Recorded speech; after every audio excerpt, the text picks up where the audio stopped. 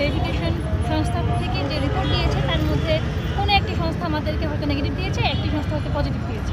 তো একটি সংস্থা নেগেটিভ দেওয়ার কারণে আমাদেরকে পরবর্তী গেজেট থেকে বাদ দেওয়া হয়। পরবর্তীতে সচিব স্যার আমাদেরকে আশ্বস্ত করেন এবং উনি বলেন যে যারা 3 ধরনের অপরাধের সাথে যুক্ত থাকবে না, যেমন হচ্ছে রাষ্ট্রদ্রোহী কোনো অপরাধের সাথে যুক্ত থাকবে না, যাদের সাথে ফৌজদারি কোনো মামলা থাকবে না যাদের বিরুদ্ধে, এবং যাদের হচ্ছে ইউনিভার্সিটি লাইফে বা স্কুল কলেজ লাইফে কোনো বহিষ্কারাদেশ থাকবে না, তাদের এইসব নিরপরাধ সবাইকে আমাদের মুক্ত করা হবে। এবং উনি আমাদেরকে পুনরায় ভেরিফিকেশনের জন্য আবেদন করতে বলেন। পুনরায় ভেরিফিকেশন শেষে উনি অতি দ্রুত সময়ে আমাদের আবার গেজেট দিবেন বলে আশ্বাস করেন। উনি মিডিয়ার সামনে আশ্বাস দেন। দুঃখের বিষয় এখন প্রায় 3 মাস অতিবাহিত হয়ে গেছে, সেই দ্রুত সময় এখনও আসলো না, আমরা এখনও গেজেটভুক্ত হতে পারলাম না। আমরা চাই যে সচিব স্যারের যে আশ্বাস আমাদের প্রতি, সেই আশ্বাসের দ্রুত বাস্তবায়ন। এর সঙ্গে আসলে কোনো রাজনৈতিক কারণ জড়িত আছে কিনা?